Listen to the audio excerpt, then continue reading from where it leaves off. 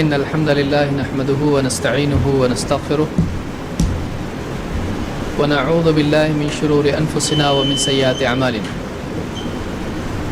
من يهده الله فلا مضل له ومن يضلل فلا هادي له وأشهد أن لا إله إلا الله وحده لا شريك له وأشهد أن محمدا عبده ورسوله أما بعد فإن خير الحديث كتاب الله وخير الهدي هدي محمد صلى الله عليه وسلم وشر الأمور محدثاتها وكل محدثة بدعة وكل بدعة ضلالة وكل ضلالة في النار.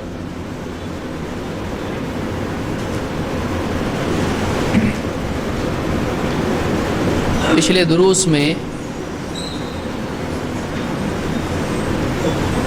اصول الفقہ کے سلسلے میں اور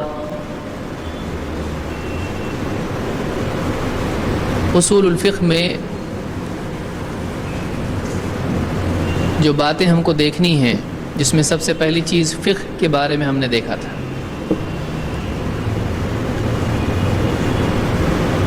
اب چونکہ بیچ میں وقفہ زیادہ ہوا ہے، اس لیے بہت ممکن ہے بہت سی باتیں اس میں آپ بھول چکے ہوں، لہٰذا مختصراً اس کا اعادہ کرنا ضروری ہے. فقہ کے لغوی معنی کیا ہے؟ اب تھوڑے الفاظ آپ کو دھیرے دھیرے سیکھنا پڑے گا. لغوی، بعض لوگ لغوی پڑھتے ہیں اس کو. لغو کے معنی ہوتے ہیں بے فائدہ، لیکن یہ کیا ہے؟ لغت کے اعتبار سے. لغت یعنی ڈکشنری. تو لغت کے اعتبار سے کیا معنی ہے؟ ڈکشنری کے اعتبار سے کیا معنی ہے؟ فقہ کے فہم، سمجھ، یا آپ کہیں گے اس کو گہری سمجھ. کیا تقلید فقہ ہے؟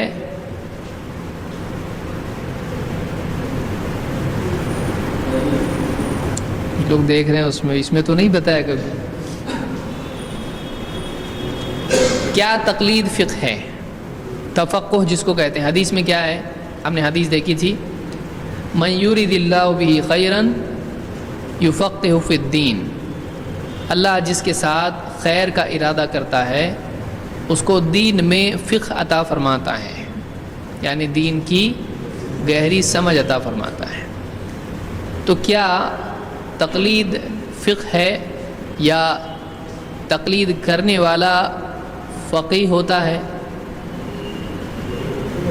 نہیں. کیوں نہیں بھائی؟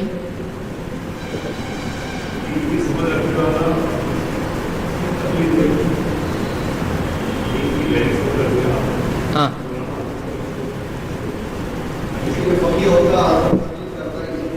اگر وہ فقیہ ہوتا تو تقلید نہیں کرتا. تقلید کیا ہے؟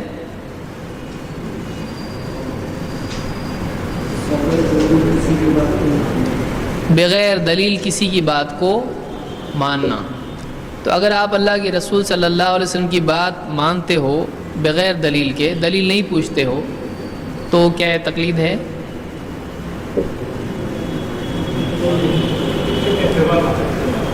اتباع کا ٹھیک ہے، لیکن ڈیفینیشن کیا ہے آپ کی؟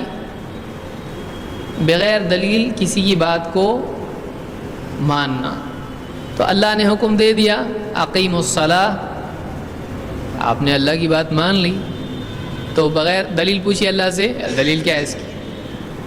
پوچھی نہیں، کبھی بھی نہیں پوچھے. تو کیا یہ تقلید ہے یا نہیں ہے؟ بغیر دلیل کے کسی کی بات کو مان لینا تقلید ہے. تو کسی اللہ اور اس کے رسول کی تقلید کر سکتے ہیں، کرنا چاہیے، لیکن علماء کی تقلید نہیں کرنا چاہیے.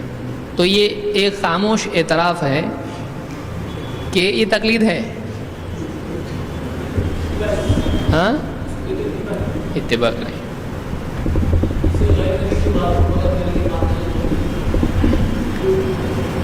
تقلید یہ ہے کہ کسی ایسے کی بات کو جو شرعی حجت نہیں ہے، بلا دلیل مان لینا. سمجھا؟ اللہ کی بات شرعی حجت ہے کہ نہیں ہے؟ رسول کی بات اور چچا کی، نانا دادا، کیوں آپ سب کو دوسرے ٹوکرے میں سب کو رد کر دیا آپ نے؟ اللہ اور اس کے رسول کی بات ماننا لازم ہے ہم کو. اللہ اور اس کے رسول کی بات لازم ہے، کیونکہ اللہ معبود ہے اور رسول اللہ کی طرف سے اللہ کی مرضیات بتانے کے لیے بھیجے گئے، جو براہ راست کس کی بات پیش کرتے ہیں؟ اللہ کی بات اپنی طرف سے. وَمَا يَنطِقُ عَنِ الْهَوَىٰ إِنْ هُوَ إِلَّا وَحْيٌ يُوحَىٰ.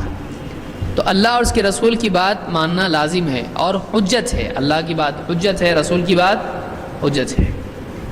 لیکن عالم کی بات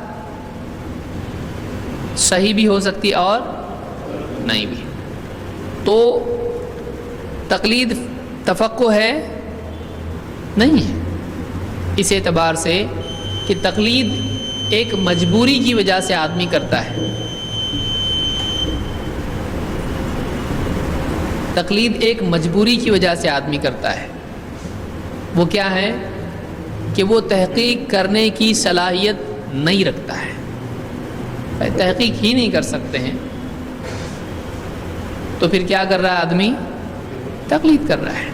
اس مسئلے میں کسی ایسے کی تقلید کیا جس کی تحقیق ہے لیکن اس کے پاس تحقیق کی نہ صلاحیت ہے، نہ اس کے پاس مصادر ہیں، نہ اس کے پاس وقت ہے. جیسے ایک آدمی اگر اس کو پانی نہ ملے تو کیا کرے گا؟ وہ تیمم کرے گا. ایک آدمی جس کو حلال گوشت کھانے نہ ملے اور اگر وہ نہیں کھائے گا تو مر جائے گا، تو کیا کرے گا؟ وہ مردار مل گیا گوشت، اس کو تو کھا سکتا ہے کہ نہیں؟ کھا سکتا ہے. تو یہ مجبوری ہے. اصل کیا ہے؟ اصل دلیل کی اتباع ہے. دین میں اصل کیا ہے؟ دلیل کی اتباع. اتبعوا ما انزل الیکم من ربکم، کہ تم اس چیز کی اتباع کرو جو تمہارے رب کی طرف سے نازل ہوئی ہے. تو رب کی طرف سے کوئی شخصیت نازل ہوئی ہے؟ رب کی طرف سے علم نازل ہوا ہے، وحی نازل ہوئی.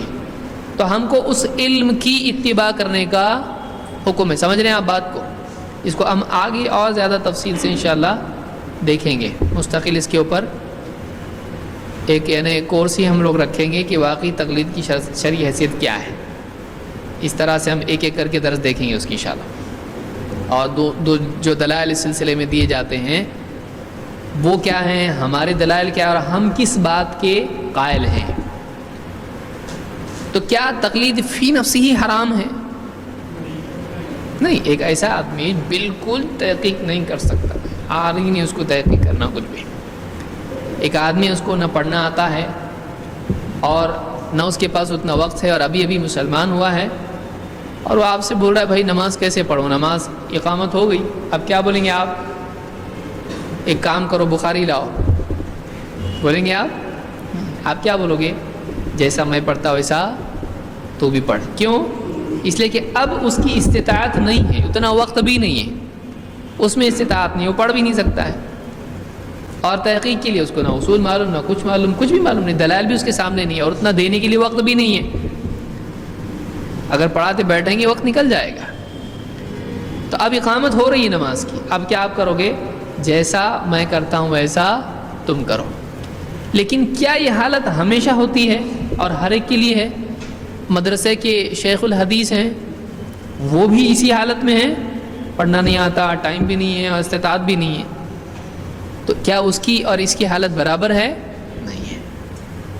قُلْ هَلْ يَسْتَوِي الْأَعْمَى وَالْبَصِيرُ، کہ کیا اندھا اور آنکھ والا بینا برابر ہو سکتے ہیں؟ نہیں، دونوں کا حال الگ ہے.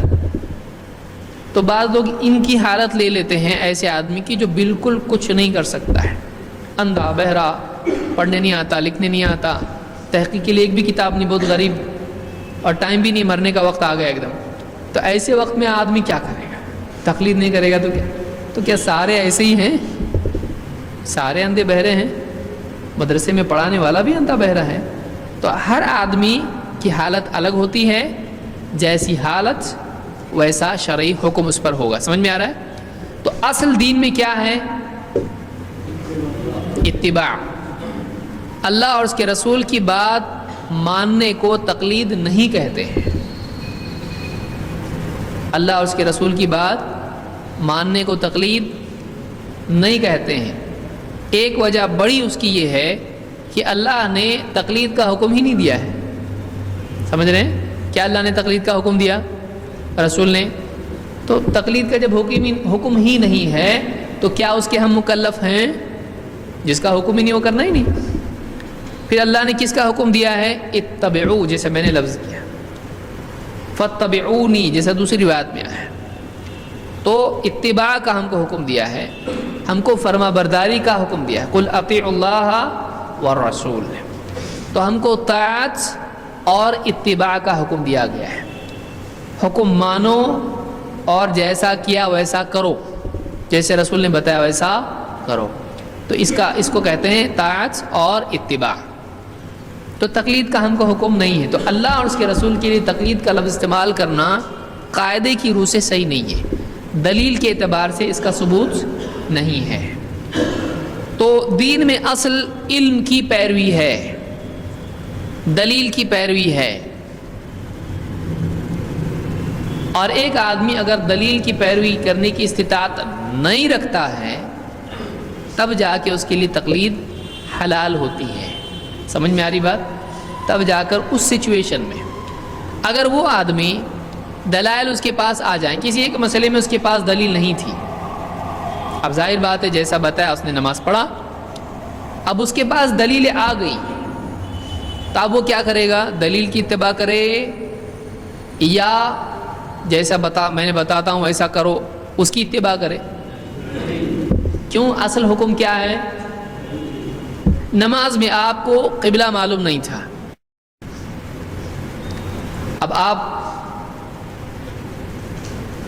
لوگوں سے پوچھ رہے ہیں، کوئی بتانے کے لیے تیار نہیں، یا کسی نے بتا دیا ادھر ہے قبلہ. اب آپ ہندوستان میں اب آپ نے نماز پڑھنا شروع کی، فجر کی نماز یا کوئی نماز دوسری، اور آپ کو نماز کے بیچ میں درمیان میں کسی معتبر ذریعے سے معلوم ہو گیا کہ قبلہ یہاں نہیں ہے، قبلہ یہاں ہے. تو اب کیا کرو گے آپ؟ تو اب آپ نے دل میں گمان کیا تھا کہ یہاں قبلہ ہوگا، آپ پڑھ رہے ہیں، لیکن نماز ہی میں آپ کو کسی نے بتا دیا یہاں قبلہ نہیں ہے، میں جانتا ہوں قبلہ یہاں، اس لیے کہ ایسا. تو نماز کی حالت میں آپ کو کیا کرنا پڑے گا؟ اپنے گمان سے، ادھوری تحقیق سے آپ کو واقعی تحقیق کی طرف آنا پڑے گا، دلیل کی طرف آنا پڑے گا، آپ کو قبلہ تبدیل کرنا پڑے گا. تو ایک آدمی کے پاس جب تک کہ قطعی علم نہیں ہوتا ہے تب تک کے لیے اس کے لیے گنجائش ہے کہ وہ کسی کی بات مانے، ایسے کی جس کی تحقیق ہے. لیکن اگر اس کے پاس تحقیق ہو جاتی ہے، دلیل اس کے پاس ہوتی ہے، تو کیا اب بھی وہ اس کی بات مانے گا؟ اب اس کے پاس کیا لازم ہے؟ دلیل کی اتباع کرنا. کیونکہ اصل دین میں کیا ہے؟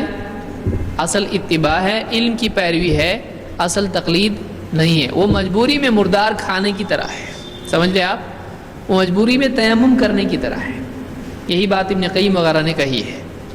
تو اصل دین میں اتباع اور یعنی علم کی پیروی ہے. تقلید وہاں ہوتی ہے جہاں بالکل علم نہیں ہے.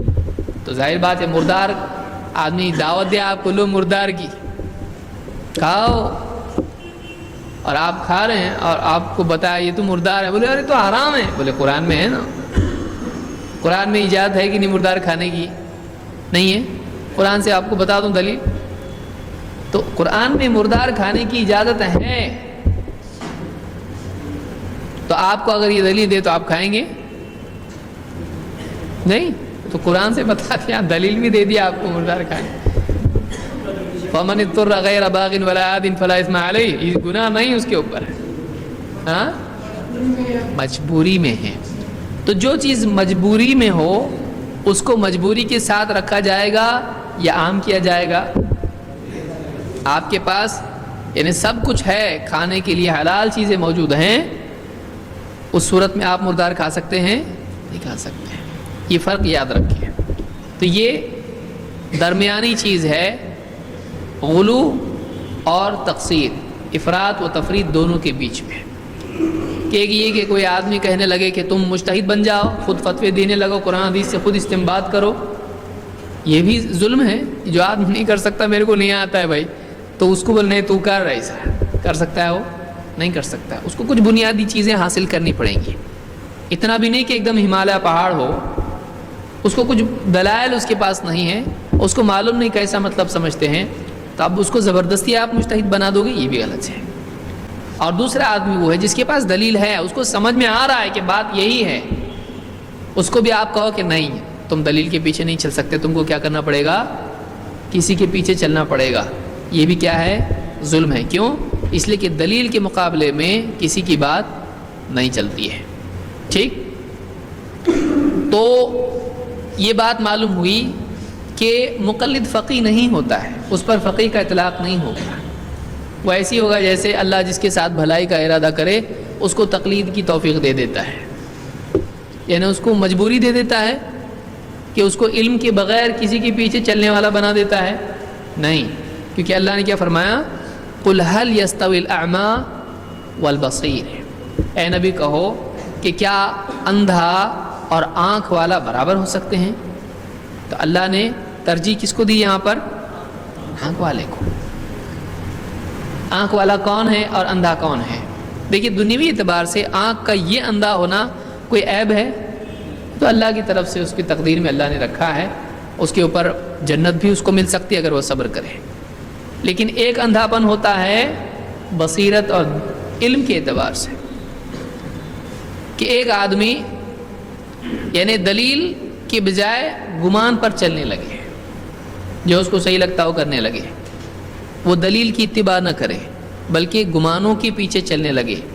اور دوسرا وہ ہے کہ جو دلیل کی اتباع کرے اور صراط مستقیم پر ہو، دونوں میں کیا ہے؟ فرق ہے۔ تو قُلْ هَلْ يَسْتَوِي الْأَعْمَى وَالْبَصِيرُ، کہو کہ آنکھ والا اندھا اور بینا دونوں برابر ہو سکتے ہیں؟ نہیں۔ آنکھ والا خود دیکھ کے چلتا ہے، اس کو دکھائی دے رہا راستہ، وہ چل رہا ہے۔ اندھا کیا کرتا ہے؟ اس کو دیکھنے کا ذریعہ اس کے پاس نہیں ہے، وہ کیا کرے گا؟ لاٹھی کا سہارا یا کسی کے کندھے پر ہاتھ رکھ کے چلے گا۔ کیا وہ برا ہے؟ برا ہے ایسا کرنا اندھے کے لیے؟ لاٹھی کے سہارے سے چلنا اور کسی کے کندھے پہ ہاتھ رکھ کے چلنا غلط ہے؟ آنکھ والا ایسا کرنے لگے تو آنکھ بند کر کے لاٹھی لے کے چل رہا ہے، ارے ان کو کیا ہوا؟ کل تو اچھے تھے۔ بولے نہیں، یعنی اندھے لوگ چلتے نا ایسا، کیا صحیح ہے اس کے لیے؟ اس کے لیے برا ہے۔ بھائی تو کیوں ایسے چل رہا ہے؟ اللہ نے تجھ کو آنکھ دی ہے، تیرے پاس دیکھنے کا ذریعہ ہے، تو خود دیکھ کے چل سکتا ہے، پھر بھی تو آنکھ بند کر کے چل رہا، پھر بھی تو لاٹھی کے سہارے چل رہا، تو کیا لوگ اس کو اچھا کہیں گے؟ کیا وہ شریعت کی نگاہ میں اچھا ہے؟ شریعت کی نگاہ میں بھی اچھا نہیں ہے۔ یہ ناشکری ہے کہ اللہ نے آنکھ دی، اس کا استعمال نہیں کر رہا ہے، اور ٹھوکر کھائے گا، دوسرے کو بھی تکلیف دے گا، خود بھی تکلیف میں جائے گا۔ تو فقہ کے بارے میں ہم نے دیکھا کہ فقہ گہری سمجھ کو کہتے ہیں، اور یہ ایک مطلوب چیز ہے۔ کیا فقہ مطلوب ہے یا نہیں؟ مطلوب کس کو بولتے ہیں؟ جو چاہیے، بعض اوقات دوسرا ہی معلوم نہیں ہوتا ہے کہ یہ کیا ہے۔ کیا فقہ مطلوب ہے یا نہیں؟ مطلوب ہے۔ کون بولا آپ کو؟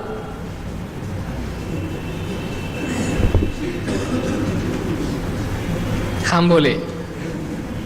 کچھ بھی بولیں گے، ابھی ہم لوگ فری ہے بولنے کے لیے۔ ہاں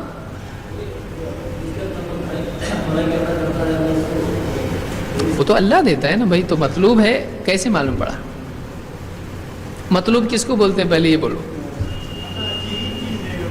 مطلوب کس کو بولتے ہیں؟ مطلوب طلب کرنے کو کہتے ہیں، ایسی چیز جس کی طلب کی جائے، جس کو چاہا جائے، ڈیزائربل جس کو آپ کہیں گے، جس کی طلب ہونا چاہیے انسان میں. تو کیا فقہ کی طلب ہونا چاہیے یا نہیں؟ یا تقلید کی، کیا اللہ مجھ کو ایسا دے دے کوئی جس کے پیچھے میں آنکھ بند کر کے چلوں، یہ، یا اے اللہ مجھ کو علم دے دے؟ دونوں میں سے کیا چاہیے؟ کیوں؟ کیسا معلوم پڑا آپ کو؟ کیا مصیبت ہے، پہلے دن ستا رہے ہیں. اللہ کے نبی صلی اللہ علیہ وسلم نے دعا کی تھی. کیا دعا تھی وہ؟ کیا آپ نے دعا کی؟ اللہ نے حکم دیا آپ کو؟ حکم دیا ہے وَقُلْ رَبِّ زِدْنِي عِلْمًا، یعنی علم کی زیادتی کی دعا کا کیا آ رہا ہے اوپر سے؟ کس کو؟ تو معلوم ہوا کہ علم کی طلب ایک مطلوب چیز ہے. تو کیا تقلید علم ہے؟ تقلید کیوں کر رہا ہے؟ آپ کسی سے بھی پوچھو کیوں تقلید کر رہے ہیں، اپنے پاس علم کدھر ہے؟ تو معلوم ہوا تقلید علم کا نام ہے نہیں ہے، وہ علم کے نہ ہونے کی وجہ سے کرتا ہے. اگر علم ہوتا تو تقلید کرتا؟ علم ہوتا تو تقلید نہیں. سمجھ رہے ہیں بات کو آپ؟ اس سے ہم کو فقہ کی اور اصول فقہ کی اہمیت معلوم پڑے گی، اور فقہ کے جو معنی لوگ لیے ہوئے ہیں اس کا فرق بھی سمجھ میں آئے گا واقعی معنی فقہ کے کیا ہے. کہ اگر علم ہوتا آدمی کے پاس تو تقلید کیوں کرتا ہو؟ تقلید کرنے کی وجہ اس سے آپ پوچھو. آپ مقلد ہیں؟ ہاں مقلد ہیں. بھائی کیوں تقلید کر رہے ہیں آپ؟ ارے بھائی علم کدھر ہے اپنے پاس؟ اچھا تو علم نہیں رہا تو تقلید کی جاتی ہے. تو معلوم ہوا کہ علم الگ ہے اور تقلید الگ ہے. تو تقلید کو علم کہہ سکتے ہیں؟ وہ کسی آدمی کے بارے میں علم تو ہو سکتا ہے، لیکن شریعت کا علم ہے کیا؟ وہ نہیں ہے. میں کسی کے پیچھے اسی لیے چل رہا ہوں بھائی، اس لیے کہ مجھ کو واقعی معلوم نہیں کہ شریعت کیا ہے. سمجھ میں آیا تو نا؟ تو کیا فقہ مطلوب ہے؟ اس کی دلیل کیا ہے؟ وَقُلْ رَبِّ زِدْنِي عِلْمًا، یا اسی طرح سے طلب العلم فریضۃ علی کل مسلم، علم کا طلب کرنا ہر مسلمان پر فرض ہے. تو معلوم ہوا مطلوب تقلید نہیں ہے، مطلوب علم ہے.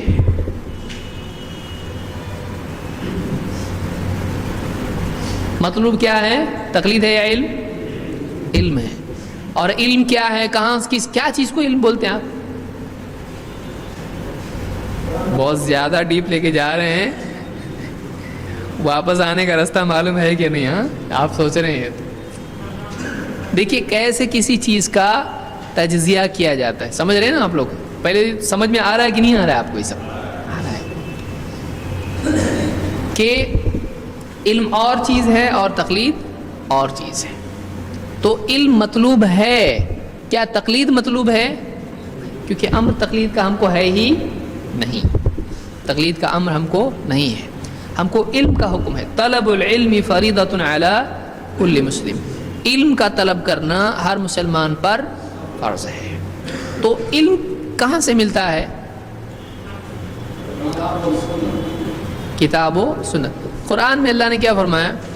وَيُعَلِّمُهُمُ الْكِتَابَ وَالْحِكْمَةَ، رسول کیا کرتے ہیں؟ لوگوں کو کتاب اور حکمت کی تعلیم دیتے ہیں. معلوم ہوا علم وہ ہے جو کتاب و حکمت ہے. مفسرین کا کہنا ہے کتاب و حکمت کیا ہے؟ قرآن اور سنت ہے. تو معلوم ہوا کہ علم کیا ہے؟ قرآن اور سنت. تو کیا یہ مطلوب ہے؟ تو کون سا علم مطلوب ہے؟ تو قرآن و سنت کا علم حاصل کرنے کا حکم ہم کو ہے. اگر وہ کسی میں استعداد نہیں ہے، وہ نہیں کر پایا، تو کیا کرے گا؟ وہ تقلید کرے گا. تو ایسے آدمی کے لیے گنجائش ہے؟ کچھ ہی نہیں اس کے پاس، تو کیا کرے گا بیچارہ؟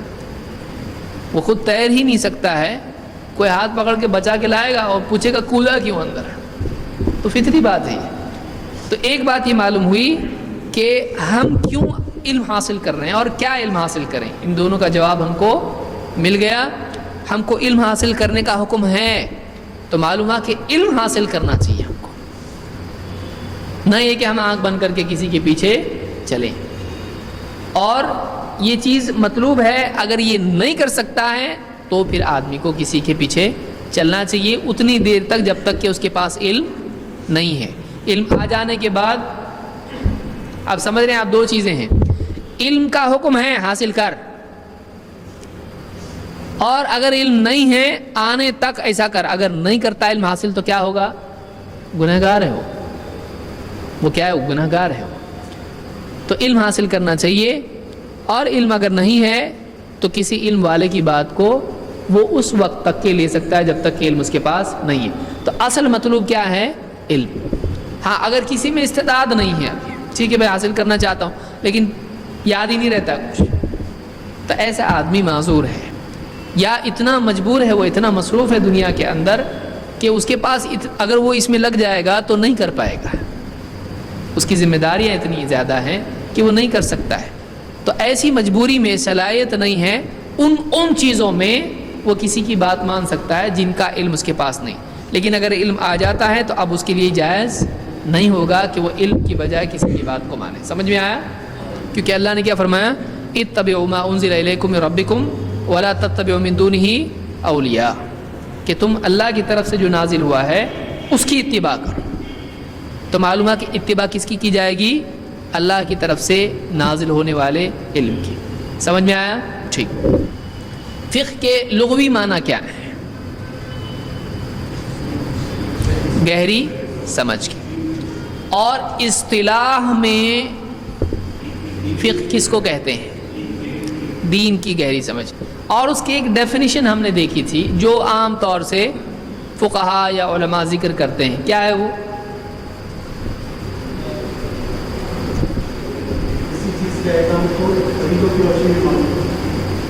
کسی چیز کے احکام کو دلیلوں کی روشنی میں معلوم کرنا ہے. صحیح ہے؟ کون بتائے گا؟ ٹھیک ہے یہ بھی صحیح ہے لیکن جز ہے اس کا. اصل کا معنی نہیں, اصطلاح میں کیا معنی ہے اس کی, تعریف کیا ہے اس کی؟ نوٹس میں ہے آپ کے؟ ہاں معرفت, ہاں تفصیلی دلائل کے ساتھ مسائل کا علم. اس کا کیا مطلب ہے؟ کوئی بھی بول سکتا ہے, ضروری نہیں جو بولا اس کے گلے میں آئے. مسائل کا ایگزیکٹ ایویڈنس, یعنی یہ اس کو انگلش میں بولنا ہوا جو اردو میں بولا گیا. اس کو کون سمجھائے گا؟ اس کو سمجھے گا تو سمجھائیں گے آپ, معلوم ہونا چاہیے. آپ فقہ کس کو کہتے؟ کوئی بولے آپ فقہ, ٹھیک ہے فقہ کس کو بولتے بتاؤ؟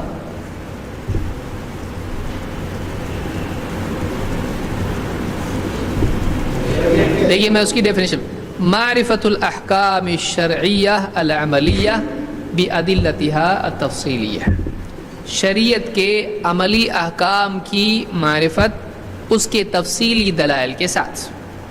اب آگے کون سمجھاتا ہے اس کو؟ کون بتایا؟ کس کو سمجھایا ہوں میں اس کو؟ 2 درس ہوئے نا میرے خیال سے, وہ اسی لیے میں مجھ کو لگا تھا کہ ہوگا ایسے. ہاں کیا ہم نے کچھ دیکھا تھا اس سلسلے میں؟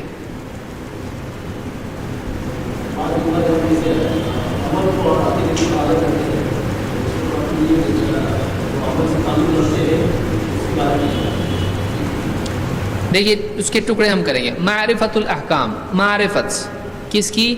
احکام کی. الشرعیہ, کون سے احکام؟ شرعی احکام. بادلتها, اس کی دلیلوں کے ساتھ. التفصیلیہ, تفصیلی دلائل کے ساتھ. کوئی مثال سے اس کو سمجھا سکتا ہے؟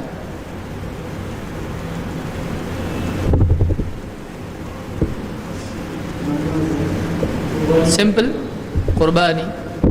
یعنی کیسے؟ مطلب آپ بتائیے کہ فلاں چیز دلیل کے ساتھ بتائیے کیا ہے, مثال بتائیے. فصلی لربک وانحر, کیا ہے یہ؟ اس سے کیا ہوا مطلب؟ اپنے کو بولنے آنا چاہیے. یہ دیکھو ایسا, اس لیے ایسا, کیونکہ ایسا, چونکہ ایسا, تو کیا ایسا.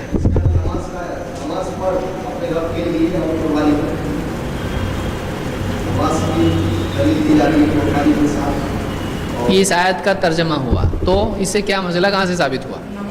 کیسے ثابت ہوا؟ نماز اور قربانی صرف، دیکھیے آپ کو کیسا بولنا ہے، یعنی جیسے معرفت الاحکام الشرعیہ العملیہ بادلتها تفصیلیہ، یعنی شریعت کے عملی احکام کی معرفت اس کے تفصیلی دلائل کے ساتھ، یعنی شریعت میں جو جو حکم چاہے کرنے کے اعتبار سے ہو یا منع کے اعتبار سے ہو یا اجازت کے اعتبار سے ہو، اللہ تعالیٰ نے بندوں کو جو بھی حکم دیا ہے یا رسول نے جو بھی حکم دیا ہے، اس بات کی دلیل کے ساتھ میں اس کو معلوم کرنا کہ کیا ہے۔ جیسے اللہ تعالیٰ نے فرمایا فَصَلِّ لِرَبِّكَ وَانْحَرْ، یہاں اللہ نے حکم دیا تو نماز پڑھ، فَصَلِّ لِرَبِّكَ اپنے رب کے لیے، اور وَانْحَرْ اور قربانی کر۔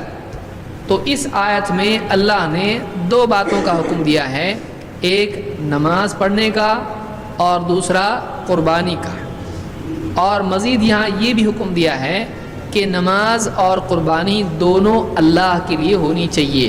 تو اس سے بات معلوم ہوئی کہ نماز پڑھنا چاہیے اور قربانی کرنا چاہیے، اور دونوں اللہ کے لیے کرنا فرض ہے۔ سمجھ میں آیا؟ یہ تفصیلی دلیل کے ساتھ میں ہم نے معلوم کیا کہ شریعت کا ایک ایک حکم جو بھی ہے، یہ کرو یہ کرو یہ کرو، تو وہ حکم اس کی دلیل کے ساتھ معلوم کیا جائے کہ اس کی کیا دلیل ہے۔ اس کو کیا کہتے ہیں؟ اس کو فقہ کہتے ہیں۔ شریعت کے احکام کی تفصیلی دلیل کے ساتھ معلوم اس کو کرنا، اس کا نام کیا ہے؟ فقہ ہے۔ ٹھیک، آگے ہم لوگ بڑھتے ہیں۔ ابھی اصول الفقہ کیا ہے؟ جب فقہ یہ ہے، اس کی ڈیفینیشن یہ ہے، تو اصول الفقہ کیا ہے؟ اصول الفقہ میں دو لفظ ہیں، کتنے ہیں؟ دو۔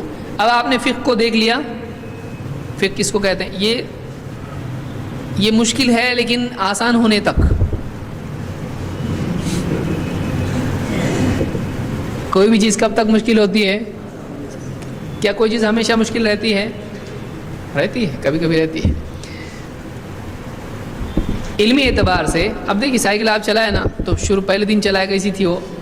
کون چلائے گا، گر گئے تو ہڈی پستی ہو جائے گی، لیکن بعد میں کیا ہو گئی؟ وہ آسان ہو گئی۔ تو کوئی چیز شروع میں آسان ہوتی ہے، بہت ساری چیزیں بعد میں آسان ہو جاتی ہیں۔ چونکہ ان چیزوں سے کبھی ہمارا سابقہ نہیں ہوا ہے، تو یہ شروع میں ہم کو کیا لگیں گی؟ مشکل ہے۔ شروع میں تو لوگوں کو یہ بھی نہیں سمجھ میں آتا تھا حدیث ضعیف کیسا ہو سکتی ہے، ابھی سمجھ میں آتا نا، سمجھ میں آتا۔ تو پہلے سوچیے اور آج سوچیے، تو اب یہ بھی آج سوچیے اور کل سوچیے۔ تو فقہ آپ کو معلوم ہو گیا۔ اصول الفقہ کا مطلب ہوتا ہے فقہ کے اصول۔ اصول الفقہ یعنی سمپل فقہ کے اصول۔ اصول کا مطلب کیا ہے؟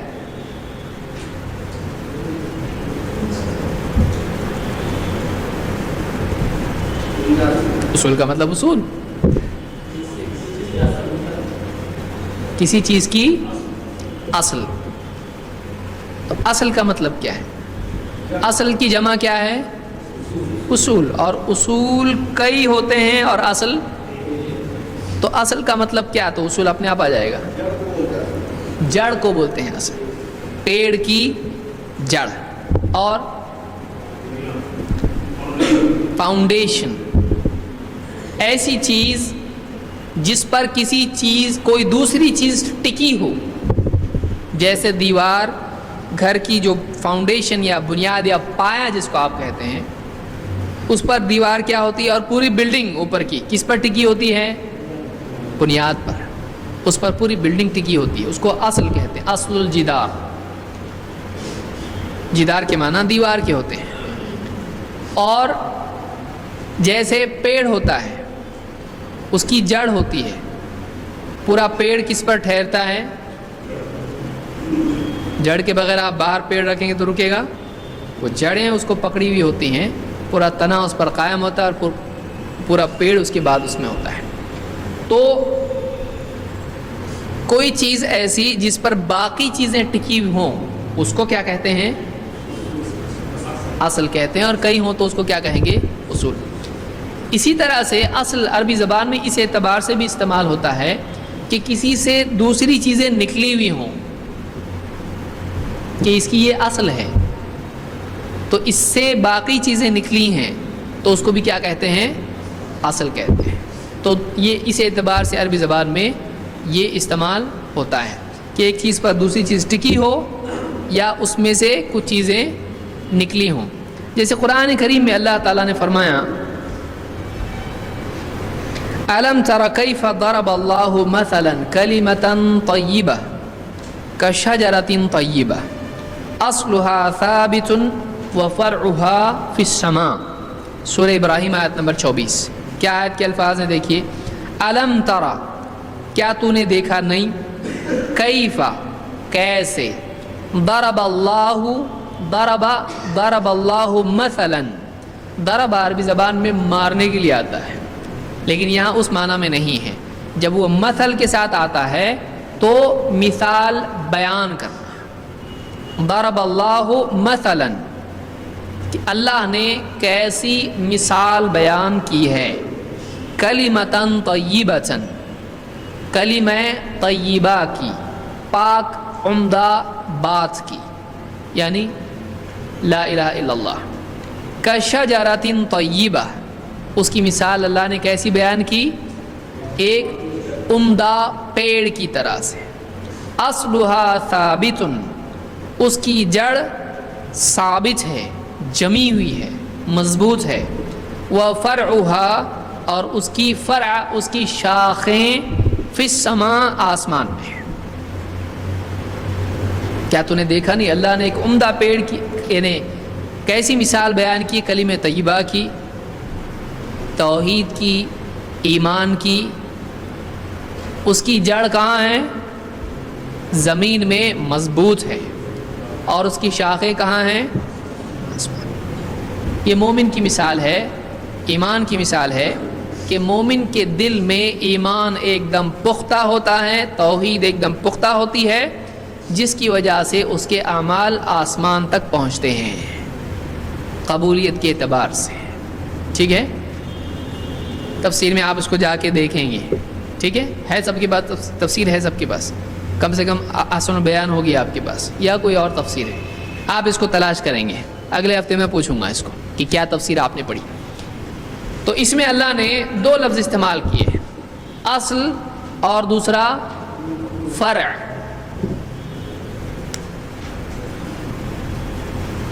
اصل اور فرع، اس کی جمع ہے اصول اور اس کی جمع ہے فروع۔ فرع، اصل اور فرع، تو اصل سے اصول، فرع سے فروع، سمپل۔ اصلها ثابت وفرعها فی السماء، اس کی شاخ آسمان میں، اس کی فرع آسمان میں۔ تو اسی پر سے علماء نے کہا اصل ہے اور فرع ہے۔ اس کی تفصیل جس میں فی الوقت نہیں جاؤں گا، آگے جا کے ہم دیکھیں گے اس کو کیا اصول اور فروع وغیرہ کیا ہوتے ہیں، ہم اصل ابھی دیکھیں گے صرف۔ تو اصول الفقہ کہتے ہیں ان چیزوں کو فقہ کی جن پر باقی چیزیں کیا ہیں، ٹکی ہوئی ہیں۔ یہ موٹی موٹی ایک دم اس کی تعریف ہوئی، لیکن اصل اصطلاح کے اعتبار سے کیا ہے ہم دیکھتے ہیں۔ شیخ عثیمین کی کتاب ہے الاصول من علم الاصول، اس کا نام یاد رکھیے آپ۔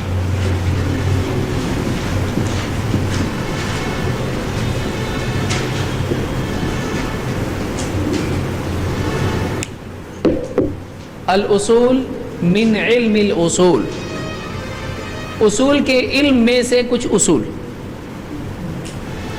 سارے ڈسکس کر سکتے ہیں، انہوں نے کہا بہت زیادہ ہے، کچھ میں دے رہا ہوں۔ تو الاصول من علم الاصول، یہ مختصر چھوٹا کتابچہ ہے، اس میں کہتے ہیں اصول الفقہ کی تعریف کیا ہے، ڈیفینیشن کیا ہے، اصول الفقہ کو ڈیفائن کیسے کریں گے ہم۔ کہتے ہیں علم यबहथु अन अदिल्लतिल फ़िक़्हिल इजमालिया व कैफ़ियतिल इस्तिफ़ादति मिन्हा व हालुल मुस्तफ़ीद। आपके पास नहीं है इसलिए सुनिए इसको, देखिए क्या है। लिखना चाहें लिख सकते हैं।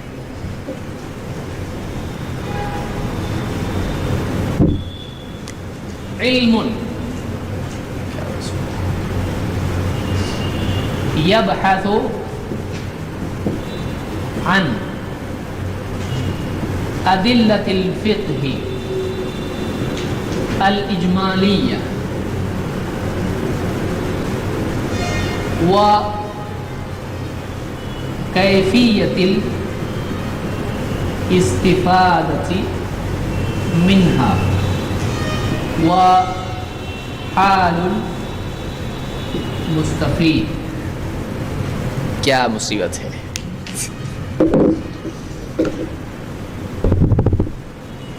लेकिन इंशाअल्लाह धीरे धीरे समझेगा। नहीं समझा तो समझ गया, ऐसा होता है। एक ऐसा इल्म जिसमें बहस, यानी अरबी में बहस अलग होता है, मतलब उर्दू में बहस बहुत बहस करता है, वो बहस अलग है। अरबी में बहस का मतलब होता है तहकीक करना, तलाश करना। देखिए एक ज़बान में मतलब और है, दूसरी में और। बहुत बहस कर रहा है यानी क्या होता है, हमारे यहाँ पर बहुत हुज्जत कर रहा है। लेकिन अरबी में जब हम कहेंगे बहस तो उसका मतलब क्या होता है, तलाश करना, तहकीक करना। इल्मुन यबहथु, ऐसा इल्म जो तलाश करता है, बहस करता है, तफसील बताता है। अन अदिल्लतिल फ़िक़्हिल इजमालिया, फ़िक़्ह की इजमाली दलीलें उसमें देखी जाती हैं। फ़िक़्ह की इजमाली दलीलें। व कैफ़ियतिल इस्तिफ़ादति मिन्हा, व कैफ़ियतिल इस्तिफ़ादति मिन्हा, और जिसमें ये सीखा जाता है, जिसमें डिस्कस किया जाता है कि इनसे कैसे इस्तिफ़ादा किया जाए, इन दलीलों का करें क्या, इसका प्रैक्टिकल एप्लीकेशन कैसे, इसकी तत्वीक कैसे की जाए। वह हालुल मुस्तफ़ीद, और जो इससे वाकई इस्तिफ़ादा करता है उसके हाल के बारे में उसके औसाफ भी ज़िक्र किए जाते हैं कि कौन ये करे। 3 हिस्से इसके हैं। नंबर 1, अब इसको हम समझेंगे, है टाइम हमारे पास। फ़िक़्ह की इजमाली दलीलें, अदिल्लतुल फ़िक़्हि अल इजमालिया, फ़िक़्ह की दलीलें कैसी, इजमाली। उसमें हमने क्या लफ्ज़ देखा था, इजमाली देखा था, हाँ पढ़ा नहीं। अल इजमालिया, ऐसा कौन सा दूसरा लफ्ज़ लग रहा, तफसीलिया। उसमें तफसीली दलीलें थी और इसमें कैसी हैं, ये हमको समझना है। थोड़ा सा हम इसको समझने की कोशिश करते हैं। देखिए 2 जुमले में कह रहा हूं, दोनों का फ़र्क आप समझने की कोशिश कीजिए। जो भी हुक्म अल्लाह और उसका रसूल दें वो चीज़ लाजिम हो जाती है। एक हो गया, क्या जुमला है, अल्लाह और उसके रसूल जिस चीज़ का हुक्म दे दें वो लाजिम हो जाती है। एक जुमला ये है। दूसरा जुमला है, नमाज लाजिम है क्योंकि अल्लाह और उसके रसूल ने इसका हुक्म दिया है। अब दोनों की दलील, जो हुक्म अल्लाह और उसका रसूल दें वो लाजिम हो जाता है। कुल अतीउल्लाह और रसूल फ़इन तवल्लौ फ़इन्नल्लाह ला युहिब्बुल काफ़िरीन। कहो हुक्म मानो अल्लाह का और उसके रसूल का, और अगर वो मुंह फेर के चले जाते हैं, बात नहीं मानते हैं, इनकार करते हैं, तो अल्लाह इनकार करने वालों को, अल्लाह काफिरों को पसंद नहीं करता है। तो जो हुक्म अल्लाह और उसका रसूल दे उसको मानो, उसकी फरमाबरदारी करो। इससे क्या बात मालूम हुई, अल्लाह और उसके रसूल का हर हुक्म क्या होता है, लाजिम होता है। नहीं माने तो क्या हो जाते, काफिर होते हैं। कौन सा हुक्म, कोई खास हुक्म बता रहे हैं यहाँ पे, इजमाली है।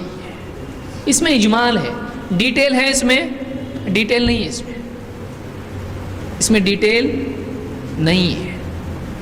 تو اجمالی دلیل سلسلے میں بحث کس میں ہوتی ہے؟ اصول الفقہ میں۔ لیکن اب یہاں ہم نے کیا دیکھا؟ اللہ نے فرمایا اقم الصلاۃ لدلوک الشمس الی غسق اللیل وقرآن الفجر۔ یہاں پر اللہ نے کیا؟ اقم الصلاۃ لدلوک الشمس، دلوک الشمس سورج کا ڈھل جانا، ڈھلنا غروب ہونا نہیں ہوتا ہے، ڈھلنا یعنی ڈھل جانا، یعنی کون سا وقت ہے وہ؟ ظہر کا ڈھلنا، سر پہ سے ڈھلنا، تو وہ ظہر کا وقت ہے۔ تو اللہ نے نماز کے قائم کرنے کا حکم دیا۔ تو یہاں پر ایک خاص حکم ہے، اور وہاں پر کس حکم کے بارے میں بات ہو رہی تھی؟ وہاں یہ بتایا جا رہا تھا حکم دیے تو ماننا پڑتا ہے، یہاں کیا بتایا جا رہا ہے؟ یہ حکم ہے، سمجھ میں آ رہا ہے؟ تو اس آیت کا تعلق اصول الفقہ سے ہے، جو کچھ رسول اور اللہ اور اس کے رسول کا حکم ہے مانو، اس آیت کا تعلق کس سے ہے؟ اصول الفقہ سے ہے۔ اور اس آیت کا تعلق فصل لربک وانحر جیسے ہے، اقیموا الصلاۃ وآتوا الزکاۃ، یہ کس سے ہے؟ یہ فقہ سے ہے کہ اللہ نے ایک خاص عمل کا حکم دیا ہے، کہ کیا حکم دیا ہے؟ نماز ادا کرو۔ تو اس کا حکم ہے کہ نہیں؟ تو ایگزیکٹلی ایک عمل کا حکم ہے، لیکن یہاں پر ایک عمل کا حکم نہیں ہے، بلکہ ایک اصول دیا جا رہا ہے کہ جو بھی اللہ اور اس کا رسول کہے مانو، اور کیا مانو یہ نہیں کہا جا رہا ہے، لیکن وہ حکم ہو گیا کہ ان کی ماننا ہے، لیکن کیا مانو، کون سا حکم، ڈیٹیل ہے، تو وہ کیا ہو گیا؟ اجمالی، اور یہ کیا ہو گیا؟ تفصیلی۔ یہاں آپ بول سکتے ہیں کون سا حکم، تو جواب ملے گا آپ کو ہر حکم، جو بھی حکم۔ تو کوئی ایک خاص چیز بتا سکتا ہے آپ کو؟ کوئی نہیں۔ لیکن یہاں پر بول سکتے ہیں آپ کون سا حکم، تو آپ کو بتایا جائے گا کہ نہیں؟ نماز۔ اس میں پوچھ سکتے ہیں آپ کہ اللہ اور اس کے رسول نے کہا کہ اللہ اور اس کے رسول کا حکم مانو، تو کوئی حکم ہے کیا اس میں ذکر کیا گیا ہے کیا؟ تو آپ بولو کہ کوئی حکم بتایا نہیں گیا، بس ایک ہی حکم یہ ہے ان کی بات مانو، تو اجمالی طور پر بتا دیا گیا ہے، سمجھا؟ اور یہاں پر تفصیلی طور پر ایک خاص چیز ہے کہ نماز اور قربانی، تو یہ تفصیلی ہے اور یہ کیا ہے؟ اجمالی۔ تو اجمالی کا تعلق اصول الفقہ سے ہوتا ہے، اور تفصیلی کا تعلق کس سے ہوتا ہے؟ فقہ سے ہوتا ہے، سمجھا؟ نہیں سمجھا؟ کہ سمجھا؟ تو ایک بات تو یہ معلوم ہوئی کہ فقہ کا تعلق تفصیلی دلائل سے ہوتا ہے۔ ہر عمل کے بارے میں، نماز فرض ہے کہ نہیں، جواب آپ کو کہاں سے ملے گا؟ آپ کو فقہ میں ملے گا، نماز ایسی یہ حکم اللہ کا ہے، یہ حکم اللہ کا ہے، اس سے اللہ نے منع کیا ہے، اس سے رسول نے منع کیا ہے، یہ کر سکتے ہیں، یہ نہیں کر سکتے ہیں، تو یہ کہاں ملے گا آپ کو؟ فقہ میں۔ لیکن کیا چیز کر سکتے ہیں، کیسے معلوم ہوتا ہے کوئی چیز کر سکتے ہیں کہ نہیں، کیسے معلوم ہوتا ہے کون سی چیز لازم ہے نہیں، کیسے معلوم پڑے گا کون سی چیز حرام ہے نہیں، اس میں کسی ایک چیز کا نام آ رہا ہے؟ اس میں ایک اجمالی طور پر اصول بتایا جا رہا ہے، کیسے معلوم کریں کون سی چیز فرض ہے، کیسے معلوم کریں کون سی چیز حرام ہے، تو یہ کس میں ڈسکس ہوگا؟ نماز فرض ہے کہ نہیں ہے، یہ کہاں آئے گا؟ فقہ میں آئے گا، سمجھا؟ تو اعمال کے تفصیلی دلائل فقہ میں ہوتے ہیں، لیکن کون سا عمل کیا حیثیت رکھتا ہے یہ کس میں دیکھا جاتا ہے؟ اصول فقہ میں۔ یعنی ہم کیسے معلوم کریں کون سی چیز لازم ہے، کون سی چیز حرام ہے، کون سی چیز جائز ہے نہیں ہے، کیسے معلوم پڑے گا؟ جائز کیسے بولنے کا کسی چیز کو؟ مثال کے طور پر ایک مثال دیتا ہوں آپ کو۔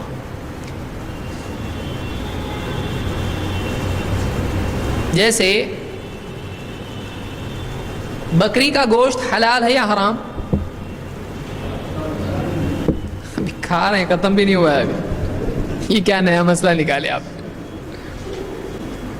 بکری کا گوشت حلال ہے، کیسے معلوم پڑا آپ کو؟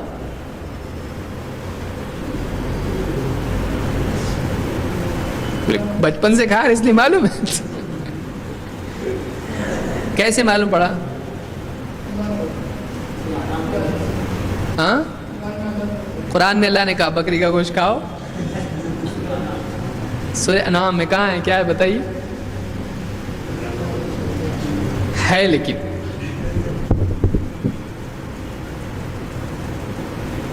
اللہ کے نبی صلی اللہ علیہ وسلم نے بکری ذبح کی، ایک اپنی طرف سے اور گھر والوں کی طرف سے، اور دوسری آپ نے ذبح کی، اور آپ نے صحابہ کو کہا کہ تم اپنی قربانی کا جو گوشت ہے وہ 3 دن سے زیادہ مت رکھو۔ پھر اگلے سال صحابہ نے پوچھا تو آپ نے کیا کہا؟ کھاؤ، کلو، کہا نا، وتصدقوا وادخروا، کہ کھاؤ اور اس میں سے صدقہ بھی کرو اور سنبھال کے بھی رکھو۔ اس زمانے میں فریج نہیں تھا، آج اس کا اپلیکیشن زیادہ پاورفل ہے، سنبھال کے رکھو، فریج میں رکھ رہے ہیں۔ تو آپ نے یہاں کیا کہا؟ قربانی کا گوشت، تو معلوم ہوا کہ بکری کا گوشت کیا ہے؟ کھا سکتے ہیں، کیونکہ آپ نے کھانے کے لیے کہا ہے یہاں پر۔ تو یہ ایک تفصیلی چیز ہے، لیکن ہم اصول الفقہ میں کیا کرتے ہیں کہ کوئی چیز لازم کب ہوتی ہے، یہ کب ضرورت پڑتی ہے۔ آپ کوئی آدمی بولے کیوں اتنا زیادہ آپ ڈیپ میں جا رہے ہیں، خام خواہ کی مصیبت بلا کیوں گلے میں مول لے رہے؟ جو کچھ ہے اس کو جیسا نبی نے کیا ویسا کرنا ہے، بس ختم۔ اس میں اصول اور یہ کون سی چیز کب لازم ہوتی ہے نہیں ہوتی ہے، کیا ضرورت ہے اس کی؟ اگر ایسا کوئی سوچے تو آپ کیا کہہ سکتے اس کو؟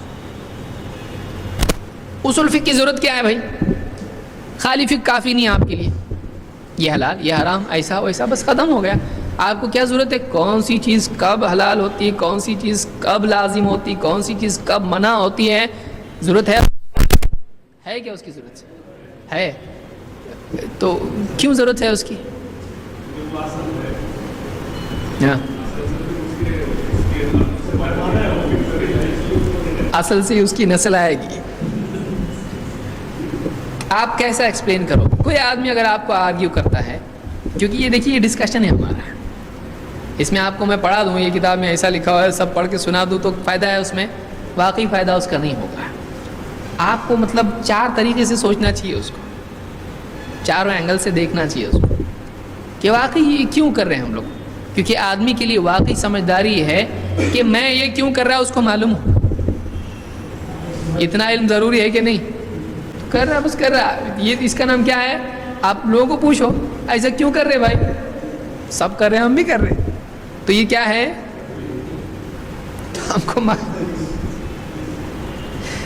ہم کو معلوم ہونا چاہیے ہم کیوں کر رہے ہیں، کیا ضرورت ہے؟ کون بتائے گا اس کی کیا ضرورت ہے؟ ہاں، تاکہ گمراہی سے بچیں۔ یہ اجمالی جواب ہوا، اصولی جواب ہوا، یہ تفصیلی جواب کیا ہے اس کا؟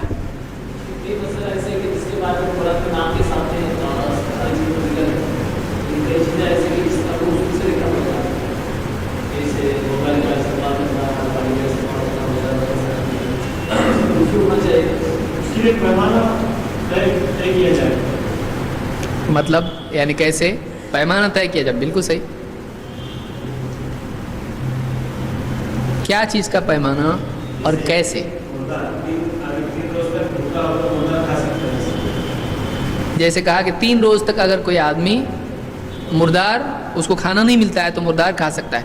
اس میں 3 روز کی قید نہیں ہے، اگر اس کو لگتا ہے کہ وہ مر جائے گا اگر نہیں تو پہلے دن بھی اگر اتنا بھاگا ہے وہ جنگل میں کہ ایک دم اس کو پورا ڈرین ہو گیا، اس کا جسم کی طاقت ختم ہو گئی، اور ایسا لگتا ہے کہ اگر نہیں تو پیٹ ایک دم پھٹ جائے گا یا کچھ بھی ہو جائے گا، اس کو مر جائے گا، تو اگر اس کو خود اس کو جج کرنا ہے خود کہ میری حالت کیسی ہے، ایسی میں کہیں مر تو نہیں جاؤں گا نہیں کھاؤں گا تو جب بھی اس کو ایسا لگتا ہے، اس کو خود فیل ہوتا ہے کہ اب میں حرکت نہیں کر سک رہا ہوں یا میری بری جان نکل گئی ہے، کھاؤں گا نہیں تو کچھ ہو جائے گا، مجھ کو مر جاؤں گا، تو ایسی صورت میں کیا کر سکتا ہے؟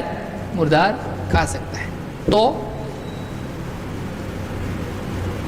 اصول الفقہ سے اس کی اہمیت کیسے معلوم پڑے کہ اصول فقہ ضروری، اس سے کیسے معلوم پڑے گا؟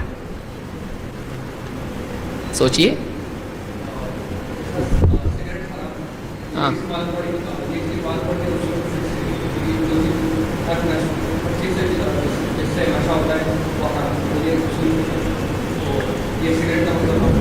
اب یہ ایک نیا مسئلہ کھڑا کر رہا ہے کہ کیا سگریٹ میں نشہ ہے؟ جم برابر جم شرابی ہوتا سگریٹ پی کے کچھ بھی بول رہا ہے آدمی، وہ ایک الگ چیز ہے کہ یہ مسکر ہے یا نہیں ہے، یہ ایک الگ چیز ہے۔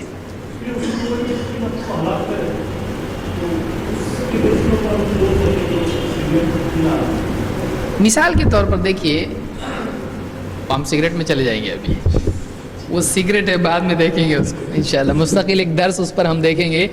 سگریٹ، حقہ اور گٹکا، بیڑی، تمباکو اور کیا کیا ہے، وہ پوری اس کی فیملی ہے پوری۔ اور یہ اچھی سائن ہے کہ خود ہمارے ملک میں کئی علاقوں میں وہ بین ہو رہا ہے ابھی، اب لوگ سمجھ رہے ہیں، اب علماء کو بھی سوچنا پڑے گا، بہت سارے جو بولتے ہیں مکروہ ہے یہ، تو ان کا خود یہ قول مکروہ ہے۔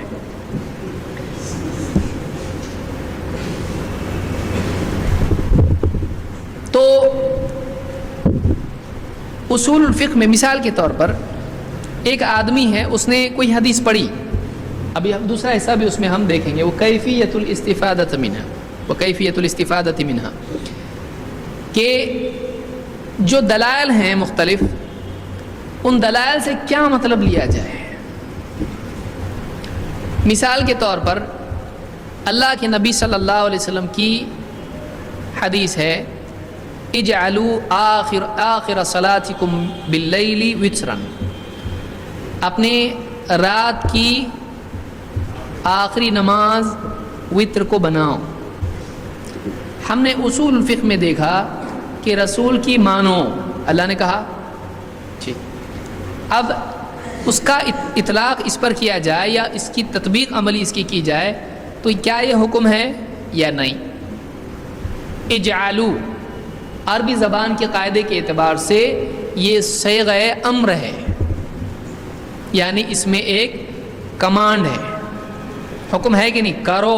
حکم کس کو بولتے ہیں اب ہم نہیں جائیں گے اس میں کہ امر کس کو کہتے ہیں، عربی زبان میں طریقے کیا ہیں، وہ ہم جب تفصیل سے کچھ سالوں بعد اصول فقہ دیکھیں گے تب ہم انشاءاللہ اس میں دیکھیں گے کہ صیغہ امر کیا ہوتا ہے۔ وہاں پر یعنی علیکم کا لفظ آتا ہے، کتبہ کا لفظ آتا ہے، یا جیسے اللہ نے فرمایا کہ وعلی الذین یطیقونہ، یا اس طرح سے دوسری بھی جو آیتیں ہیں جس میں علی حق علی حق کا لفظ آتا ہے، کتب علیکم الصیام کا لفظ آتا ہے، اور اس طرح کے بہت سارے الفاظ آتے ہیں۔ تو اس سے معلوم ہوتا ہے کہ عربی زبان کا قاعدہ ہے کہ جب ایسا کیا جائے تو اس میں حکم ہوتا ہے۔ حکم بولتے کس کو ہے؟ تو اب حکم آ گیا تو حکم کیا ہو گیا؟ لازم۔ لیکن حدیث میں ہے کہ اللہ کے نبی صلی اللہ علیہ وسلم نے وتر کے بعد 2 رکعتیں پڑھی، تو اب یہاں پر آپ نے حکم کس کا دیا؟ آخری نماز، اور آپ نے آخر میں وتر کے بعد بھی پڑھی، اور ایک روایت میں ابن حبان وغیرہ کیا آپ نے پڑھنے کے لیے کہا بھی۔ تو اب کیا کریں گے اس کا؟ تو اب اصول الفقہ میں یہاں ضرورت پڑتی ہے، اب آپ کو دیکھیے فقہ میں کیا تھا، یہ دلیل عمل کرو، یہ دلیل عمل کرو، یہ دلیل عمل کرو، کرنا ہے تو کرو، منع کیا تو رک جاؤ، ٹھیک۔ اصول الفقہ میں یہ ہوتا ہے کہ اب مختلف دلائل کا کریں کیا، ان کو دیکھ کر اس میں ایسا ہے، اس میں ایسا ہے، اس میں ایسا ہے، اب ان سب کو ملا کے مطلب کیا لوں میں، یہ اس کی ضرورت کہاں آتی ہے، یہ اس میں کون مدد کرتا ہے؟ اس میں اصول الفقہ مدد کرتا ہے کہ انسان کو اصول معلوم ہو کہ رسول اللہ صلی اللہ علیہ وسلم کسی چیز کا اگر حکم دیتے ہیں تو وہ چیز کرنا ہے، لیکن آپ صلی اللہ علیہ وسلم کی اتباع کا بھی تو ہم کو حکم ہے، سمجھ رہے ہیں کہ جو رسول نے کہا وہ مانو، اور یہ بھی تو ہے فاتبعونی، میری اتباع کرو۔ تو ہم وتر کے بعد پڑھیں، اس کے لیے بھی فاتبعونی دلیل ہے کہ نہیں ہے، اور یہاں پر آخری نماز وتر کو بناؤ، یہ بھی کس کی طرف سے مل رہا ہے، اس کے لیے بھی، تو اس کے لیے اجمالی دلیل ہے، اس کے لیے کیا ہے، تفصیلی دلیل ہے۔ تو کیا رسول حق بات کے خلاف کرتے ہیں؟ پھر رسول نے حکم کس چیز کا دیا؟ آخری نماز بناؤ، اور پڑھ کے بتایا بھی۔ اگر ایک چیز کا حکم رسول سے مل جائے، دیکھیے مثال کے طور پر دوسری اس کے ضمن میں حدیث لا رہا ہوں میں، لولا ان اشق علی امتی لامرتہم بالسواک عند کل صلاۃ، اگر مجھے اپنی امت کی مشقت تکلیف کا ڈر نہیں ہوتا تو میں انہیں ہر نماز کے وقت مسواک کرنے کا حکم دیتا۔ اس حدیث سے کئی باتیں معلوم ہوئی۔ ایک، اللہ کے رسول صلی اللہ علیہ وسلم اگر حکم دے دیتے تو وہ چیز کیا ہو جاتی، اس لیے آپ نے کیا کیا، حکم نہیں دیا۔ تو معلوم ہوا کہ مسواک کرنا، اب کوئی آدمی آ کے آپ سے پوچھتا ہے کہ ٹھیک ہے آپ مسواک اللہ کے نبی صلی اللہ علیہ وسلم کرتے تھے، اب اگر میں مسواک نہیں کروں تو گناہ گار ہوں گا کہ نہیں؟ ایسی کوئی حدیث ہے کہ مسواک اگر آپ نہیں کرتے تو گناہ نہیں ہوتا ہے؟ پھر آپ کیسے بول رہے گناہ گار نہیں ہوں گا؟ دلیل ہے آپ کے پاس؟ کیسے؟ ہاں، اب آپ اس کو جواب دے سکتے ہو کس بنیاد پر؟ اصول فقہ یا تفقہ کی بنیاد پر، کہ دیکھو اللہ کے رسول صلی اللہ علیہ وسلم نے امت کی مشقت ہو جائے گی اس لیے حکم نہیں دیا، کہ اگر حکم دے دیں گے کرنا کیا ہو جائے گا، لازم ہوگا، اور اگر نہیں کریں گے تو کیا ہو جائیں گے، گناہ گار ہوں گے۔ جب حکم ہی نہیں دیا اس کا تو وہ کیا ہوا، لازم ہوا، اور لازم نہیں ہے تو اگر نہیں کرتا ہے تو گناہ گار ہوا۔ تو اصول الفقہ کے اعتبار سے آپ کو جب معلوم تھا پہلے سے کہ رسول کا حکم کیا ہوتا ہے، لازم ہوتا ہے، لیکن اگر حکم نہیں دیے تو کیا ہوتا ہے، لازم، حکم نہیں دیے تو لازم ہوتا کیا، نہیں ہوتا ہے، حکم نہیں ہے تو لازم بھی نہیں ہوتا ہے۔ تو جب گناہ گار ہوگا یا نہیں یہ پوچھا جائے تو آپ کے پاس اگر اصول ہی نہیں تو آپ فیصلہ کر سکو گے کیا؟ اب کبھی ایسا ہوگا کہ ایک مسئلے میں آپ سے سمپل سوال پوچھے کہ بھائی گناہ گار ہوگا کہ نہیں ہوگا، آپ نے ایک حدیث دیکھی اس میں اصول آپ کو معلوم ہے، اس کے اعتبار سے آپ نے جواب دیا، حکم لازم ہوتا ہے، حکم نہیں ہے تو لازم بھی نہیں ہے، تو آپ نے جواب دے دیا، لازم نہیں، گناہ گار بھی نہیں۔ لیکن کبھی دلائل کیا ہوتے ہیں، آپ صلی اللہ، اور ایک مثال اسی کے پیرلل، اللہ کے نبی صلی اللہ علیہ وسلم نے عورت کے بچے ہوئے پانی سے وضو کرنے سے منع کیا۔ آپ بولیں یہ کیا مصیبت، نہیں اب تک تو یہ معلوم نہیں تھا، اصول فقہ چھوڑو، یہ پہلے بتاؤ ہم کو۔ نہى عن فضل طہور المرأة، ابو داؤد، نسائی وغیرہ حدیث کی کتاب میں آپ کو ملے گا کہ آپ نے عورت کے بچے ہوئے پانی سے وضو کرنے سے منع کیا، مت کرو۔ اب یہ مت کرو کمپلسری مت کرو ہے یا مت کرو، دونوں بھی ہو سکتا ہے۔ کیسے ہیں؟ کیونکہ آپ کوئی چیز منع کرتے یا کوئی چیز حکم دیتے ہو تو حکم کبھی کبھی کمپلسری حکم ہوتا ہے، کبھی کبھی ایسا ہوتا ہے کہ ایسا کر، فلاں دکان ڈال دے، اچھا ہے، تو یہ کمپلسری حکم ہے نہیں ہے، ارشاد ہے، یہ رہبری کے طور پر آپ نے کہا۔ اب یہاں آپ نے حکم دیا یا منع کیا عورت کے بچے ہوئے پانی سے وضو کرنے سے۔ ایک دوسری حدیث میں ہم کو ملتا ہے اللہ کے نبی صلی اللہ علیہ وسلم آئے گھر میں، حضرت میمونہ رضی اللہ تعالیٰ عنہ کے ہاں غالباً، اور آپ نے پانی دیکھا، آپ نے پانی سے وضو یا غسل کرنے کا ارادہ کیا۔ آپ کی بیوی محترمہ نے کہا کہ اے اللہ کے رسول، اس پانی سے میں نے غسل کیا ہے اور میں جنابت سے تھی، وَكُنْتُ جُنُبًا، یعنی مجھ پر غسل ضروری تھا، فرض غسل تھا، اور وہ پانی بچا ہوا ہے۔ تو معلوم ہے ان کو بھی یہ بات معلوم تھی عورت کے بچے پانی سے، تو ایک بات یہ معلوم ہوئی کہ وہ پہلا ہے، یہ بات کا ہے۔ آپ نے جواب میں کیا کہا؟ پانی جنوبی نہیں ہوتا ہے، پانی جنوبی یعنی تیری جنابت اس پانی پر نہیں آئی اور آپ نے اس پانی کو استعمال کیا، تو اب آپ کیا کریں گے؟ کیا ہے اس میں ایک سیف طریقہ یہ نکالا جا سکتا ہے منع کس کو کیے؟ امت کو. اور اللہ کے نبی صلی اللہ علیہ وسلم نے اس سے وضو یا غسل جو بھی کرنا تھا کیے. آپ کا معاملہ الگ ہے اور امت کے لیے الگ ہے. اگر کوئی آدمی یہ کہتا ہے کیا صحیح ہے؟ نہیں. کیوں نہیں؟ جو حکم امت کو ہوتا ہے وہ اپنے نبی کو بھی ہوتا ہے. اس کی دلیل؟ ہاں، اس لیے کہ آپ خود حکم دے رہے ہیں کہ مت کرو. تو آپ کے لیے حکم کیسا ہوا؟ وہ دوسروں کو حکم دے رہے ہیں. ایسا ہوا جیسے یہ چیزیں اٹھا کے ادھر رکھو تو آدمی بولیں گے تم بھی رکھو نا. کیوں؟ بولے جو ہم کو حکم دے وہ تم کو بھی ہے. ایسا ہوتا ہے کیا؟ ایسا ہے. آپ بھی شریعت کی اتباع کرتے ہیں. صحیح ہے. ہاں دیکھتے ہیں اس میں کیا نکلتا ہے. ہاں ہاں اللہ کے نبی صلی اللہ علیہ وسلم نے یہاں یہ نہیں کہا میرا معاملہ تم سے الگ ہے. دیکھیے اور ایک مثال ہم دیکھتے ہیں. آپ صلی اللہ علیہ وسلم ایک کے بعد ایک روزے رکھتے تھے بغیر افطار کے. صحابہ نے بھی ویسا کیا. تو آپ نے کیا کہا؟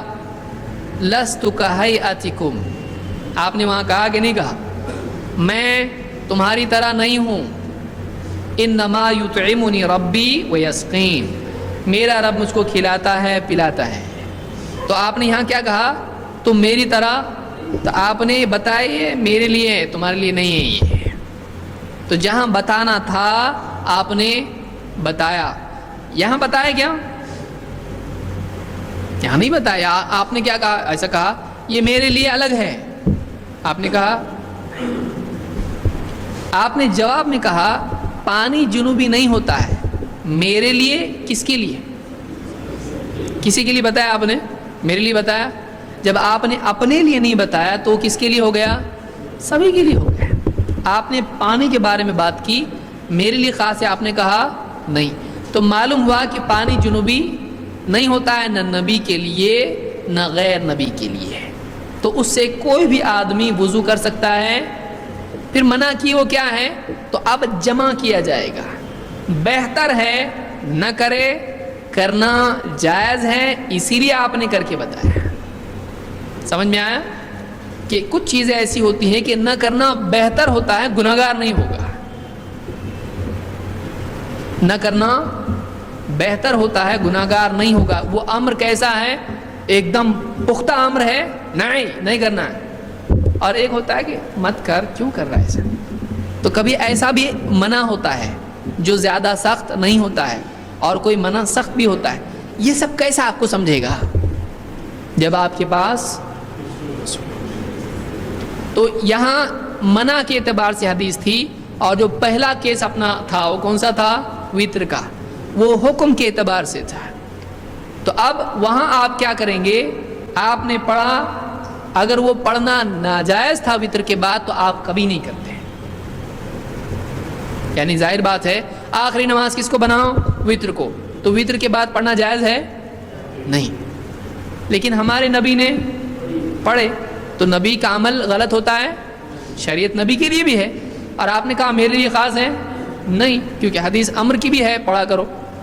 تو معلوم ہوا کہ بہتر یہ ہے کہ آخری نماز کس کو بنائیں. لیکن اگر کوئی آدمی وطر کے بعد پڑھ لیتا ہے تو جائز، اس کے لیے منع نہیں ہے. سمجھ میں آیا؟ یہ کیسے معلوم ہوتا ہے؟ جب آدمی کے پاس اصول ہو. تو سمجھ میں آیا؟ اصول الفقہ میں ایک تو یہ کہ ہم کو معلوم ہوتا ہے. ہم اس میں کس چیز کے بارے میں گفتگو کرتے ہیں؟ فقہ کی دلیلیں کیسی؟ اجمالی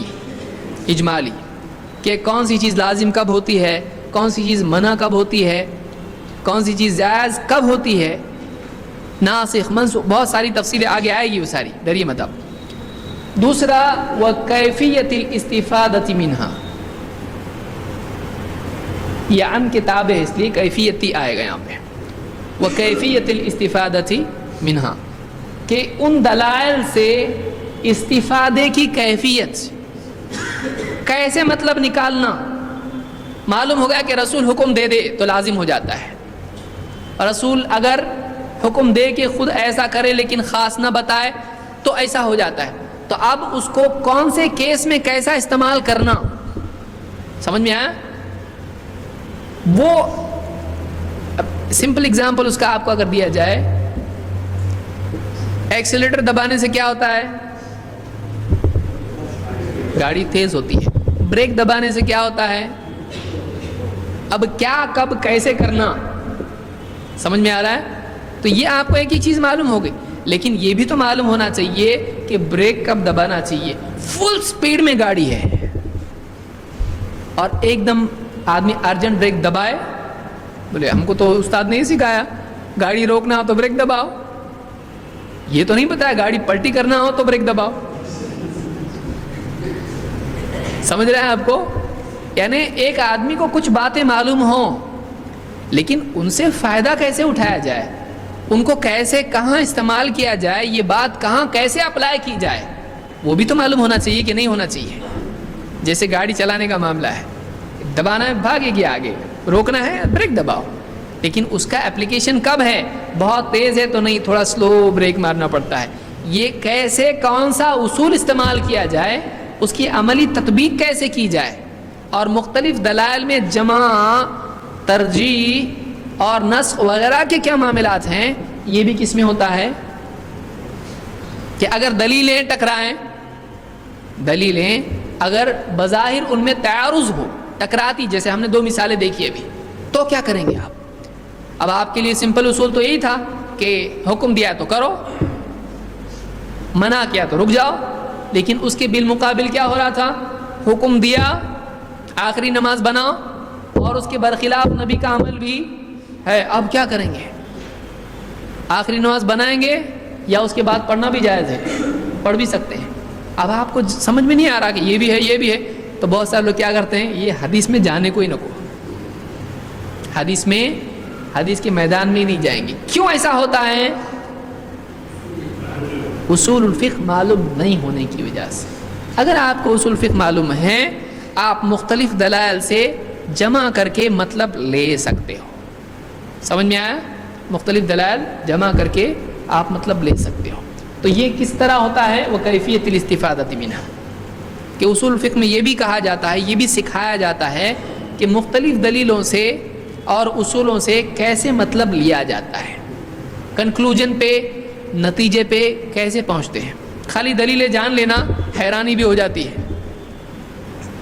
مقصود کیا ہے؟ مقصود یہ ہے کہ اس سے نتیجہ کیسے نکالا جائے. مقصد کیا ہے؟ نتیجہ ہے. اور وحال المستفید کون آدمی کر سکتا ہے؟ چلو آج سے معلوم پڑا یہ کرنا ہے، چلو میں بھی کرنا شروع کرتا ہوں. پڑھنا تو آتا نہیں ہے لیکن اجتہاد کریں گے. کیا یہ صحیح ہے؟ نہیں. کہ یہ سارا کام، اس کی اجمالی دلیلیں، ان کے بارے میں تحقیق اور غور و فکر، ان کا جاننا، اور مختلف دلائل کو کیسے کہاں اپلائی کیا جائے گا یہ جاننا، اس کے لیے کچھ چاہیے کہ نہیں چاہیے؟ کہ پہلے دن سے آنے لگ جاتا ہے یہ؟ تو کون یہ کر سکتا ہے؟ اس کے کرنے کے لیے کیا صلاحیت آدمی میں ہونا چاہیے، کون سے علوم اس کے پاس ہونا چاہیے، کیا چیز اس کو کرنا چاہیے، یہ بھی کیا ہے اصول فقہ میں ذکر کیا جاتا ہے کہ کون آدمی اس لائق ہوتا ہے کہ یہ کام کرے. یا کسی کو یہ کرنا ہے تو اس کو کیا کیا چیزیں پہلے کرنا چاہیے. ظاہر بات ہے کہ جیسے میں نے کہا کہ امر وجوب کے لیے ہوتا ہے، تو ظاہر بات ہے پہلا سوال آپ کا کیا ہوگا، امر کس کو کہتے ہیں اور وجوب کس کو کہتے ہیں، اور امر کے الفاظ کون سے ہوتے ہیں. تو یہ بھی آپ کو اگر معلوم نہیں ہوگا تو آپ نتیجہ نکال سکتے. آپ کو اصول معلوم ہے، لیکن اصول معلوم ہونے کے باوجود الامر للوجوب، امر وجوب کے لیے ہوتا ہے، حکم لازم کرتا ہے. اب اس کے بارے میں آپ کو تفصیل اگر معلوم نہیں ہے تو آپ سمجھ پاؤ گے نہیں. ٹھیک ہے، یہ اتنا آج کے لیے کافی ہے. اگلے درس میں انشاءاللہ ہم اب دیکھیں گے کہ یعنی احکام کی قسمیں کیا ہیں اور کیسے اس کو دیکھا جائے. اصول فقہ بہت بڑا موضوع ہے، ہم کچھ چیزیں اس میں سے انشاءاللہ دیکھیں گے. ساری چیزیں ابھی تو نہیں دیکھ سکتے ہیں. اگلے دروس میں مطلب ایک زمانے کے بعد تفصیلی طور پر ہم دیکھیں گے انشاءاللہ.